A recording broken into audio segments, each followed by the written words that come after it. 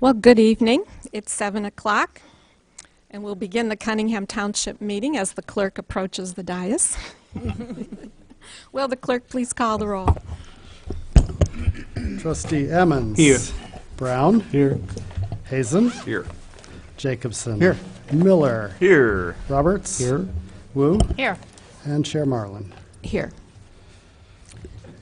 Is there anyone who wishes to address the Cunningham Town Board? Seeing none. We have minutes of the previous meeting from August 7th, 2017. Is there a motion for approval?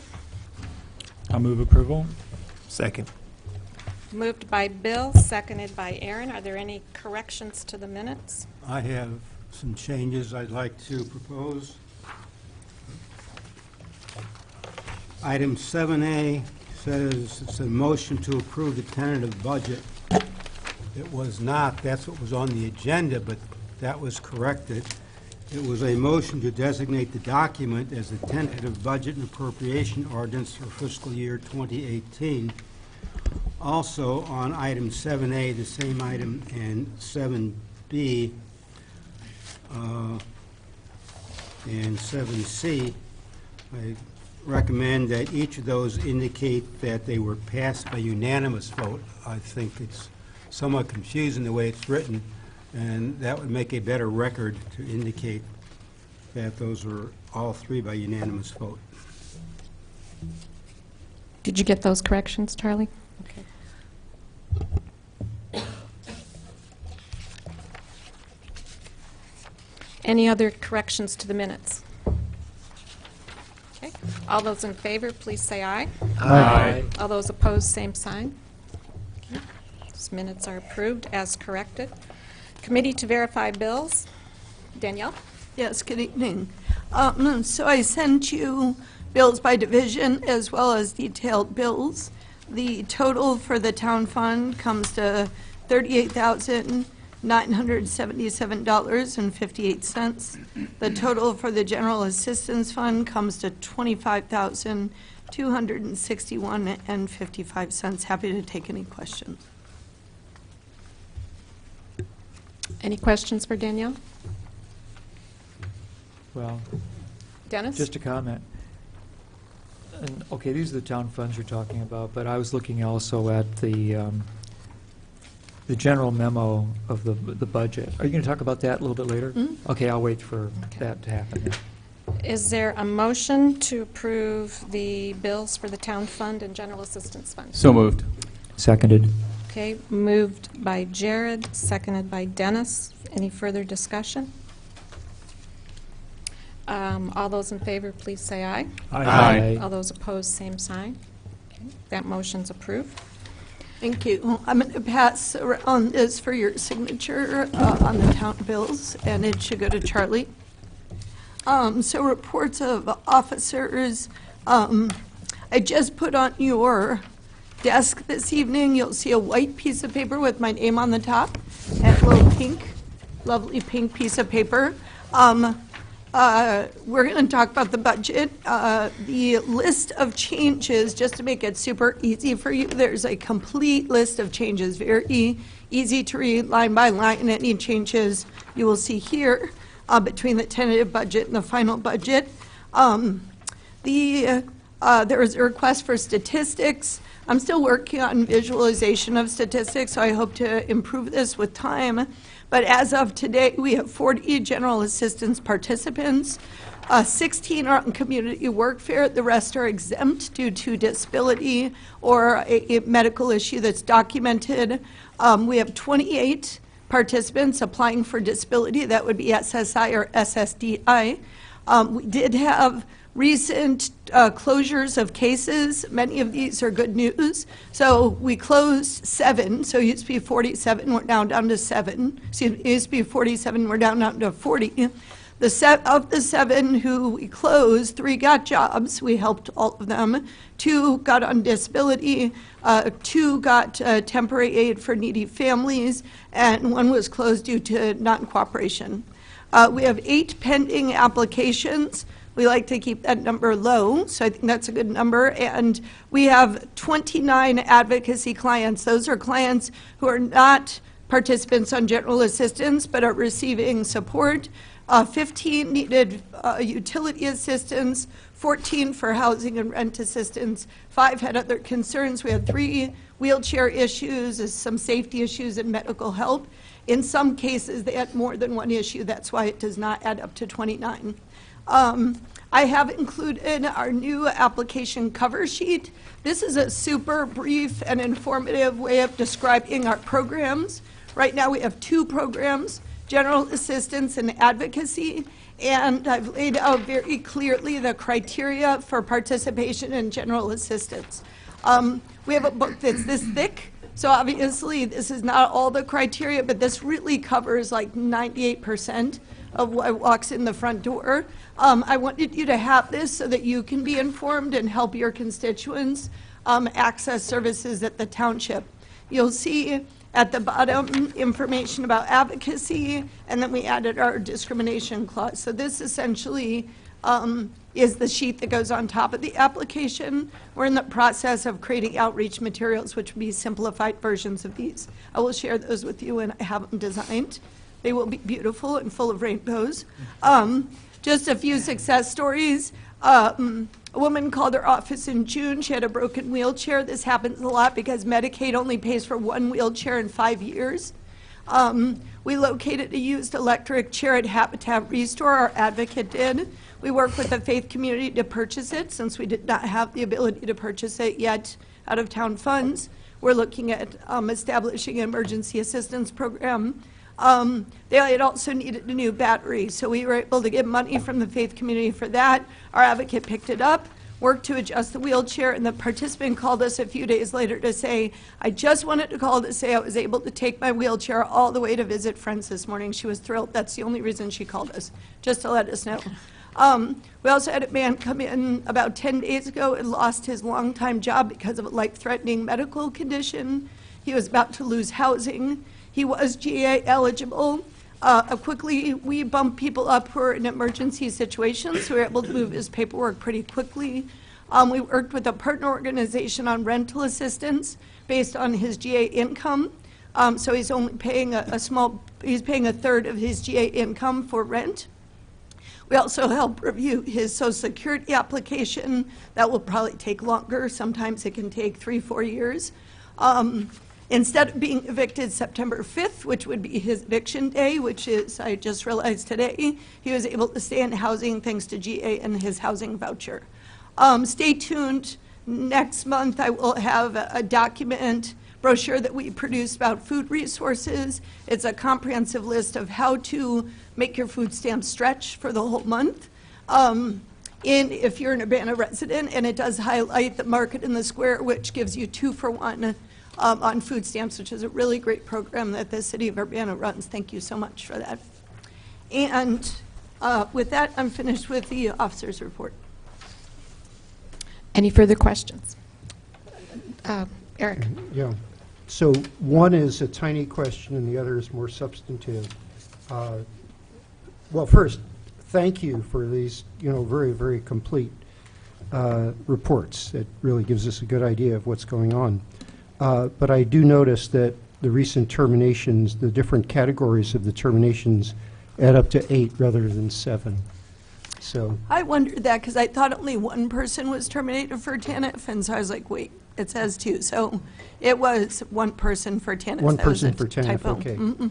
Now, the other issue that comes to my mind is that, of course, City of Urbana declared itself a sanctuary city, meaning that staff would not either inquire about immigration status of any resident nor disclose that to anybody. And that was done in the city and not in the township. Mm-hmm. I'm going to guess, because I know you, that neither you and your staff function as we have directed the city staff to function in that manner. However, it also seems to me that if there's any blowback on that, that the trustees should share that with you. So I'd really like next month if we could have a sanctuary resolution tailored to the township that we could vote on and support you in, and your staff in what I am sure you are doing. So just to respond to that, I've been giving that a lot of thought, and I recently met with CU Immigration Forum as well as the parent liaison in their Urbana school district who works with the Spanish-speaking community. My concern is that the case management rule book, which one, we currently operate under, and two, I have the authority to change through a process, so that's an important piece, basically says that someone can be eligible for GA if they're a U.S. citizen or, as you see on the pink sheet, they're an eligible non-citizen. That would mean veteran, refugee, asylee, permanent resident for the past 5 years, or a trafficking or domestic battery victim. There's actually a much longer list, but that generally covers the top list. As a result, we have to ask about somebody's citizenship status for eligibility. I find that problematic for two reasons. One, because Urbana is a sanctuary city, although I'm aware the township has not adopted that. And second, because undocumented folks, people who've only been permanent residents for the last 2-3 years, they all contribute to the township fund. They all give money. Anyone who rents or owns a house or property is contributing. So we essentially have everyone giving, but only certain people get. And I think there's an imbalance there. So I would like to actually discuss with the town board whether we should look at making some slight revisions to the case book, the General Assistance Handbook, which I generally like. I think it's a good handbook. But there are a few cases, and that's one of the cases I'm concerned about. Okay, well, I guess then I'll just express as this one trustee, but I'm going to guess that it's widespread, that we would really like to, support you in that and in doing the right thing in this respect. Okay, thank you. Okay. Any other comments? Dean? I'm curious as to, regarding the criminal convictions for eligibility, we have this date here of on or before 1996, and I'm curious what the relevance of that date is. Please don't read into my question. I'm not giving you any opinion. I'm just curious if that's a war on drugs thing or if it's a 20-year limit or... I've traced that to the public aid code, but I haven't traced it to the historical moment. So I actually have a question about that. So that's in our current handbook, and I believe it's in the State of Illinois Public Aid Code. And so there must have been something that happened in 1996 where they decided to grandfather but change going forward. Maybe Fred has an answer to that, but I haven't been able to sleuth that far, so. Okay, I was just curious. Maybe it's just a 20-year threshold. I don't think But- so. I think because it's a static number and it has stayed for a while. I would love to get an answer for you because I'm curious myself as well. So I'll look Okay, into it. we can explore that later. Thanks. Okay. Okay. Moving on to unfinished business, it would be ordinance number T 2017-08-001, which would be the ordinance approving the annual budget and appropriation ordinance for fiscal year 2018. Okay, so you have before you the updated budget. You have the list of changes that have been made. I'm just going to highlight a few that are, I would say, significant. Let's see. So big changes are, I spoke with our auditor and our accountant. They did not see it as proper to have the tax liability in our general operations budget. As the city of Urbana does, it's typically looked at as a kind of savings account that is set aside. So that's how we're treating it. So I pulled it out of the budget. That helps you to kind of see income and expenses more clearly. That said, you also can see that we're holding that in surplus and we don't intend to spend it just in case. Let's see, there were there was an improper reporting of the fund balances at the beginning of the year. I've been working with the auditor through cleaning up the books, and so essentially you saw some small adjustments there. But that does affect the ordinance language and the initial fund balances. I've removed the chart, not only at Bill's request, but also, I think, in looking at the overhead and expenses, I was looking at the supervisor's side and what we've done, so we've significantly reduced overhead.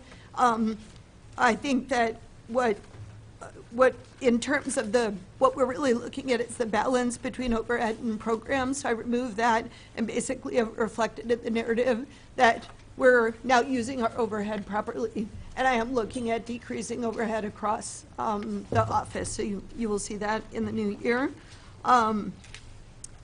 And I did put in, because I'm sure the town board wanted to know, and I was doing, this summer, we did an investigation of case history. So I've explained the top 3 reasons for the decrease in general assistance clients from 176 in 2013 to what I believe is about 36 this year. And I made it clear one of the main reasons for that happening. Primarily people who had medical conditions were being required to perform workfare and were unable. That's the top reason. There also is a zero tolerance policy for missed appointments, which we have changed. We call people the day before they have appointments. We remind them that they have appointments, and we work with them to reschedule if they need to. I think that's it in terms of the big pieces.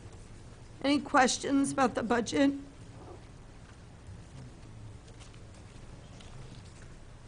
And take a motion and No questions then? Is there a motion to approve this ordinance? Oh, Bill? Sorry, I had one question. I think I remember seeing that you are calling the rental assistance emergency assistance now. Is there any practical effect to that? yeah, so thank you for calling. That's actually another, so if you looked at the tentative budget, you saw 2 line items. The first was called rental assistance. The second was called homeless services. And so in the new budget, I've actually changed that to emergency assistance. And what I'm currently working on, and this is after, I'm trying to meet with every social service agency in town. I've started with those who provide rent assistance because it is the #1 call we receive is around rent assistance. So I'm trying to ask them, what kind of programs could we launch that would support this, and what are best practices? So I've decided to shift the language from rent assistance, which is very specific, to emergency assistance. I will bring back to the board a design that we're looking at for emergency assistance, but essentially in a nugget, what we're looking at, this is kind of draft, is situations where someone is homeless, there is a medical emergency, there's a life-threatening situation, children are involved, where we could, A, help out with a wheelchair, B, help out with a one-time utility payment, C, help out with an initial payment on rent towards spending down past due rent, where the landlord cooperates in as long as a schedule is met that they would not evict. So we're basically looking at a much more holistic approach rather than rent assistance. And so as a result, I broadened that and I've added 10,000 to it. I've decreased the budget to homeless services. And so the piece that I'm looking for with that is how can the township play a role in partnership with the city of Champaign Township and the cities and local providers to ensure that we don't go into the cold season without adequate shelter. So that's the specific nugget that's set aside, and I've started to meet with the different groups providing shelter, especially emergency shelter for men and women through the winter, to ensure they have adequate services, and if they don't, talk about what we could provide. And I'm hoping that we can do this in partnership so that we can make sure that the shelter doesn't open January 1st, for example, which is what happened last year, and people basically froze, some of them to death, in December. Sounds great. Thank you very much. Any other questions? Eric? Do we have any idea how much charity care from Carl and Pravina, the people whom we're assisting through the township, receive? I can't say how much they receive. I can tell you that every single person who is served by the township is required to be on Medicaid. We help them get on Medicaid, and so most of their payments are covered by Medicaid. So I would be surprised if there was a substantial pull from Carl's so-called charity care. Okay, that's interesting. Thank you. I just had a quick question. Mary Alice? Hi, I just had a quick question. So under the expenses that you've changed here, those are reflected in this document here attached with the, is that right? So on the admin expenses and all the things that you've changed, and the one I was looking at was the change 6750 moved intern volunteer expenses to program expenses, et cetera. That should be reflected in this document, is that correct? Correct. Okay, because I think you might have a typo here. Is the typo in the budget, or is Yeah, it in the in the budget. cover letter? Well, I don't know which one. One says 4,000, one says 6,000. Okay, hold on. Let's take a look. Maybe I'm wrong. 6750 is 4,000. There should be interim and volunteer expenses coming from both the supervisor's fund and the general assistance fund. So it's going to come out of two places in the budget, but on the cover, it's shown as one total amount. So that might be the confusion. Yeah. And I can check the budget that I sent the town board just to make sure. All right. Yeah. I just wanted to point that out in case it was, but maybe I'm mistaken. Thank you. We'll check. Let me just double check before you vote on the budget. In the budget that's before you. So if you look at Town Fund Administration Division, this is page 11. And then Program, page 12. Intern and volunteer expenses at 4,000, that's from the town fund. Then if you go to page, let's see, page 17, intern and volunteer expenses are at 6,000. Okay. So what it should say on the cover letter is 10,000 total. Because we're basically funding 4,000 out of the town fund and 6,000 are out of general assistance. So the budget that you have before you is correct and the cover letter is not. Okay. Thank you. Thanks for pointing that out. Appreciate that. Any other comments? Is there a motion for approval? I'll move approval. I'll second. Moved by Eric, seconded by Bill. Do we need a roll call? Will the clerk please call the roll? Trustee Abbins. Yes. Brown. Yes. Hazen. Yes. Jacobson. Yes. Miller. Yes. Roberts. Yes. Wu. Yes. That motion passes. Just a housekeeping question. We had in our packet minutes from the town board public hearing from August 7th. Do we need a motion to approve those? Those were provided just to show that we had a public hearing. They weren't included in the packet. They got left out on the desk. So we'll approve those next time. Next time? Okay. All right. Is there any new business before the town board? Okay. Seeing none, this meeting is adjourned. Thank you very much.